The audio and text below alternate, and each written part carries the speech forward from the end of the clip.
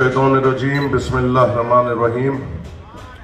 सैनशी पे तशरीफ़ फरमा आली जनाब इज़्ज़त माब शौकत अली साहब, सदर उत्तर प्रदेश ऑल इंडिया मजलिस इत्तेहादुल मुस्लिमीन, मेरे भाई पवन राव अम्बेडकर साहब, अन्य सकलेनी अंसारी साहब, आसिफ शेख साहब, सैयद गुलफाम मियाँ साहब, शाहीन रज़ा खान साहब, हाफिज इफ्तिखार साहब, मेरे बड़े भाई और हमारे पुराने साथी रफत साहब, यहाँ पे बैठे हुए मेरे साथियों, अस्सलाम वालेकुम व रहमतुल्लाहि व बरकातुहू। जैसा कि आप सब जानते हैं, ये एक कोई सभा नहीं है, यहाँ पे ये कार्यकर्ता सम्मेलन है। यहाँ पे आप और हम एक साथ हैं, एक मिशन को लेकर आगे बढ़ रहे हैं। और यहाँ पे वो बात हम नहीं करेंगे जो अवामी सतह पे या पब्लिक में करते हैं। आपके मेरे कांधों पे एक जिम्मेदारी है कि हम बैरिस्टर असदुद्दीन अवैसी साहब के मिशन को उत्तर प्रदेश में आगे बढ़ाएं। आपके और मेरे कांधों पे जिम्मेदारी है कि हम अवाम के दरमियान में जाएं और वक्त और हालात उनके सामने पेश कर सकें। आपके साथ मैं भी ठहरा हूँ और हम दोनों की जिम्मेदारी है कि हम अवाम में जाएं और जो इल्ज़ामात हम पे बेबुनियाद तौर पे लगते हैं उनका मुकाबला करें। आप पर और मेरे पर जिम्मेदारी है कि हम आने वाले इंतखाबात में जो भी कैंडिडेट ऑल इंडिया मजलिस इत्तेहादुल मुस्लिमीन का जो सदर साहब यहाँ से और तमाम ज़िले से मुंतखब करेंगे उनको कामयाब करें। आपकी और हमारी बड़ी जिम्मेदारी है और हम एक मिशन पे निकले हुए हैं। हमारा कोई सियासी मिशन नहीं है, हमारा एक मूवमेंट है। हम यहाँ पे जो हमको अंधेरों में और रोजगार से महरूम और माशियत से महरूम जो हमको रखा गया, उसके लिए हम एक जंग लड़ रहे हैं और उसमें आप और मैं बराबर हैं। ना स्टेज पे बैठे हुआ कोई शख्स आपसे ऊंचा है, ना आप वहाँ पे बैठे हुए कोई वो है। आप और हम साथी हैं और आप और हम सिपाही हैं बैरिस्टर असदुद्दीन अवैसी साहब के, और आपको और हमको मिलकर अपना काम आगे बढ़ाना है। आप देख रहे हैं कि आज वक्त और हालात क्या है, किस तरीके से हम पे इल्जामात की तोहमतें लगाई जाती है। ये इल्जामात जो हम पे लग रहे हैं और आपको जो अवाम में जाकर इसके ताल्लुक से बात करना है, आपको जिद्दोजहद जो करना है, हम पर हर एक सबसे पहला जो पैगाम मजलिस इत्तेहादुल मुस्लिमीन अपने स्टेज से देती है वो इत्तेहाद का पैगाम देती है, ना कि बंटवारे का पैगाम देती है। मजलिस इत्तेहादुल मुस्लिमीन अपने स्टेज से जो पैगाम देती है अपने आप को सियासी तौर पे मजबूत करने का पैगाम देती है, ना कि बंटवारे का पैगाम देती है। मजलिस इत्तेहादुल मुस्लिमीन के हर एक कायदीन आपसे ये कहते हैं कि हमने कईयों को ताकतवर बना दिया, अब अपने आप को ताकतवर बनाना है और ये पैगाम हमें जहाँ कर अवाम के दरमियान में बताना है। आप मुझे बताइए, ये लोग जो हम पे इल्जामात लगाते हैं और आपसे और हमसे हुज्जत करते हैं, बहस करते हैं, ये कौन होते हैं? ये कोई नहीं होते। मेरी नज़र में ये या तो ये सपा के दलाल होते हैं, या बीएसपी के गुलाम होते हैं, या कांग्रेस के नौकर होते हैं। ये नौकरों से बहादुरों का मुकाबला कभी नहीं हो सकता, क्योंकि मजलिस इत्तेहादुल मुस्लिमीन में ना कोई गुलाम है, ना कोई नौकर है, ना कोई इनका हुक्म मानने वाला है। मजलिस इत्तेहादुल मुस्लिमीन में सिपाही है जो बैरिस्टर असदुद्दीन अवैसी साहब का मिशन जमहूरी सतह पे और इंतखाब के जरिए आवाम के दरमियान में लेके जाते हैं। ना हमें ठेकेदारी से मतलब, ना हमें पैसों से मतलब, हमें मतलब तो अपनी कौम से मतलब, हमें मतलब तो हमारे नौजवानों के रोजगार से मतलब, हमें मतलब तो हमारे इबादत गाहों की हिफाजत से मतलब, हमें मतलब कि जब हमारा नौजवान कहीं सफर करे तो उसकी जिंदगी हिफाजत में हो, हमें मतलब तो हमारे जिले में अच्छे स्कूल हो, हमें मतलब हमारे जिले में अच्छे अस्पताल हो, हमें मतलब हमारे महल्ले जात हिफाजत में हो। मगर ये गुलाम, ये दलाल, इनका मतलब इनका मकसद या तो अखिलेश के तलवे चाटना, या सोनिया गांधी के चप्पलें उठाना, या बहन जी के दरवाजे पे ठहरे रहना।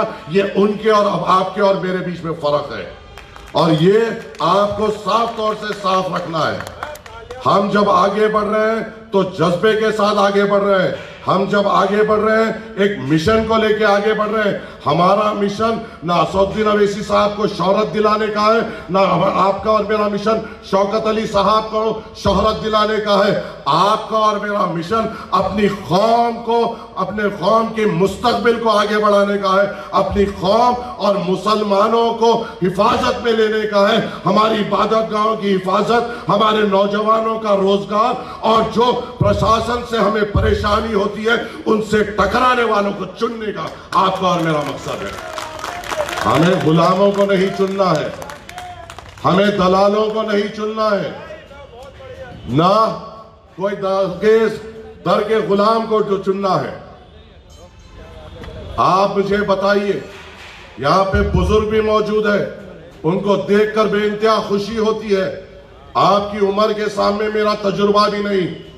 आप हमें बताइए, आप लोगों ने आजादी के बाद से सेकुलर जमातों को ताकत बख्शी, वो आप ही थे जो इंदिरा गांधी को अपने भीख से, वोटों की भीख से नवाजते हुए प्रधानमंत्री बनाया।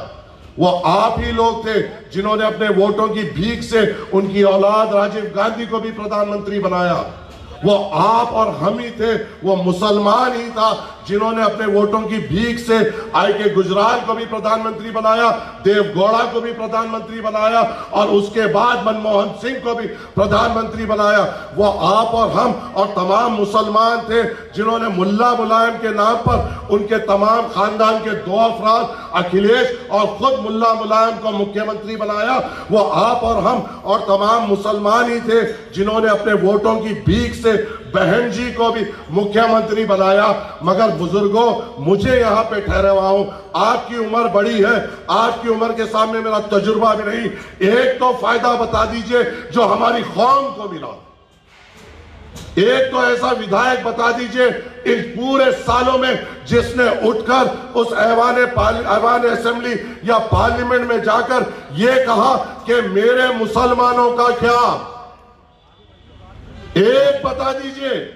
ठीक है, हम बीजेपी के एजेंट, ये जो बोलने वाले बोलिए, ठीक है, हम वोट कटवा। अरे तुम तो सेक्युलरिज्म के फर्मा बरदार हो। एक तुम में से एक बहादुर तो बताओ जो जाकर ये कहा कि मेरे मुसलमानों का क्या, मेरे जिले में अच्छे अस्पताल का क्या, मेरे जिले में अच्छे स्कूल का क्या, मेरे मुसलमान महल्ले जात की हिफाजत का क्या, मुझको जो शहीद किया जा रहा है उनके घर वालों का क्या, जो माओ की कोख को जाड़े जा रही है उसकी आंसुओं का क्या, जो बाप के कंधे पे अपने बेटे की मैयत लादी जा रही है उसके बोझ का क्या। एक है इन अखिलेश के तमाम गुलामों में, या बसपा के तमाम गुलामों में, या और राहुल गांधी के तमाम गुलामों में एक है, एक है। तो कौन है वो एक ही जो आपकी मेरी आवाज बनता है और वहां पे ऐवाने पार्लियामेंट में उन वक्त के फिरौनों के सामने और उनकी फौज के सामने आंख उठाकर, उनके आंख में आंख डालकर, उनके गिरेबानों को पकड़कर उनको झंझोलते हुए आपकी और मेरी जो बात करता है वो आपका और मेरा कायद बैरिस्टर असदुद्दीन अवैसी है, जिसको मजबूत करना आपका और मेरा काम है। दूसरा कौन है? दूसरा कौन है? कोई है? अखिलेश यादव के तमाम खानदान को हमने अपने वोटों की भीख से नवाजा, हमने अपने वोटों की भीख से नवाजा। बसपा को इख्तिदार में बिठाया अपने वोटों की भीख से, कांग्रेस को इख्तिदार दिया अपने वोटों की भीख से। मगर क्या एक बार भी इनके नुमाइंदों ने उठा? आप और मैं सिपाही हैं, जाइए पूछिए, उनके मुंह पे पूछिए उन दलालों से, उन गुलामों से कि जब शरीयत में दखल अंदाजी की गई तो क्यों नहीं अखिलेश वहां पे उठा, क्यों नहीं वहां पे बहन जी उठी, क्यों नहीं वहां पे राहुल गांधी बैठा था? क्या मोदी से डर गए थे, या अमित शाह से चमक गए थे, या योगी से हैबत खा गए थे? क्योंकि इन तीनों का मुकाबला करने वाला सिर्फ एक ही है, वो बैरिस्टर असदुद्दीन अवैसी साहब है। इन गुलामों और डरपोकों को मुख्यमंत्री क्यों बनाए? हम बहादुर हैं, हमारी कौम बहादुर है, हम बरेलवी के हैं, तमाम हिंदुस्तान मरकज मानता है हमको, और हम क्या इन गुलामों को, कमजोरों को चुनेंगे? क्या हुआ यहां पे? आप और हमने पिछले विधानसभा में इनको वोट दिया, साइकिल के गम के पैंडल आपने भी चलाए, सबने चलाए, गम के पैंडल चलाए, कोई और नहीं है, यही गम के पैंडल मारो। हाथ टूटे हुआ था, ठहराया गया, उसका हाथी चल रहा नहीं था, हाथी को ढकला गया। क्या हुआ? इनका यादव बीजेपी के साथ, इनका जाटव बीजेपी के साथ, इनकी तमाम बिरादरी बीजेपी के साथ। आपने एक होकर, मुत्तहिद होकर इनको वोट दिया, फिर क्यों यहाँ के तमाम सीटों पे बीजेपी कामयाब हो गई? क्या मजलिस थी यहाँ पे? नहीं थी, क्योंकि आप बिखरे हुए थे, वो एक थे। और हम अब पैगाम दे रहे कि आपको एक होना है और हमको कामयाब होना है, और ये पैगाम लेके हमें उनके दरमियान में जाना है। बहुत खूब। मजलिस इत्तेहादुल मुस्लिमीन, मजलिस इत्तेहादुल मुस्लिमीन। ना आपकी खूबी की जरूरत है, ना आपके तारीफ की जरूरत है, अपनी जगह पे बैठिए। ये समाजवादी का स्टेज नहीं जो तारीफ करने से सर पे बिठाया जाएगा। ये मजलिस इत्तेहादुल मुस्लिमीन का स्टेज है, ये मजलिस इत्तेहादुल मुस्लिमीन का स्टेज है। यहाँ पे वही चढ़ पाएगा जिसमें जज्बात होगा, जिसमें कौम की खिदमत का जज्बा होगा। यहाँ पे चापलूसों की जरूरत नहीं। वो समाजवादी में जाए, वो बसपा में जाए, और जो कौम की हमदर्दी और दिल में ला इलाहा इल्लल्लाह मोहम्मद रसूलुल्लाह रखता है, वो मजलिस के स्टेज पे आए। बस यही होना है। छोड़ो इन धैर्यों को, इन्होंने हमें कभी साथ नहीं दिया। अखिलेश कहता है, क्या कहता है? हमने पार्टी में मशवरा किया, अवैसी को साथ लेने से नुकसान होगा, मुसलमान को साथ ठहराने से नुकसान होगा, मुसलमान को साथ माला पहनाने से नुकसान होगा। मुसलमान आए, बीजेपी के डर से हमें वोट दे और स्टेज में कहीं कोने में बैठे हुए रहे, वो वक्त चले गया। हम 20%, तुम 7%, तुमको आना है तो हमारे स्टेज के कोने में बैठो, हम बीच में बैठेंगे और इख्तिदार हमारा होगा इंशाअल्लाह ताला। हम 20% है, हम 7%, आना है तो तुम हमारे साथ आओ। 11% आना है तो तुम हमारे साथ आओ। तादाद हमारी बड़ी भी है और हम यहां पे इंशाअल्लाह ताला मेहनत करेंगे, जुस्तजू करेंगे, और अगर हमारी मेहनत में इखलास होगा, हमारी जुस्तजू में शराफत होगी, नेक नियती होगी, तो हमें अल्लाह इसमें कामयाबी देगा और हम आगे बढ़ेंगे। कोई जीते, बीजेपी जीते या अखिलेश जीते, हमें क्या मतलब? चाहे नमरूद जीते या फिरौन जीते, हमें क्या मतलब? क्या फिरौन के डर से नमरूद को जिताए और नमरूद के डर से फिरौन को जिताए? हमें जिताना है तो अपने आप को जिताना है, ना नमरूद की सूरत, ना फिरौन की सूरत। जो ला इलाहा इल्लल्लाह मोहम्मद रसूलुल्लाह पढ़ता है उसको आगे बढ़ाएंगे और उसको कामयाबी देंगे। हमें किसी की जरूरत नहीं। हमें 20% गठबंधन, अरे क्या गठबंधन? 20% का गठबंधन, एक हो जाओ, किसी के गठबंधन की जरूरत नहीं। अगर हम 20% एक हो जाए, क्या हमें जरूरत है किसी के गठबंधन की? क्या जरूरत पड़ेगी? तो बस एक हो जाओ, इत्तेहाद में आ जाओ, इत्तेफाक में आ जाओ, अपना झंडा लियो, अपना पार्टी को मुस्तकबिल करो और अवाम के दरमियान में जाते हुए मजलिस के इत्तेहादुल मुस्लिमीन का पैगाम दो। और इंशाअल्लाह ताला मजलिस इत्तेहादुल मुस्लिमीन यहां पे बड़ी ताकत से लड़ेगी और इंशाअल्लाह यहां पे कामयाबी हासिल होगी। हमें डराया जाता है, अखिलेश आते हैं, मायावती आते हैं, कांग्रेस आते हैं, बात करते हैं कि हमारे मैनिफेस्टो में हमारा नाम लिखे जाता है। इससे पहले लिखा गया कि रिजर्वेशन दिया जाएगा। अखिलेश भूल गए, जब सत्ता में थे, जब हमें याद नहीं किया, और जब सत्ता से भी चले गए हमें साथ बिठाने को तैयार नहीं। अरे मुझे ये बताओ, अरे मैं ये मुकाम से बोल रहा हूं जहां पे आला हजरत का दुआएं है, सबकी दुआओं से आगे बढ़ते हैं। मुझे ये बताओ, क्या हमें क्या तालीम दी गई? पाक सरजमीन के लोगों, मुझे ये बताओ, हमें क्या तालीम दी गई? हमें एक तालीम दी गई कि डरो तो अल्लाह से डरो। जब तक इस दुनिया में रहो, खौफ खाओ तो अल्लाह से खौफ खाओ, डरो तो अल्लाह से डरो। तो ये कौन से मुसलमान आ गए जो भाजपा से डर रहे हैं?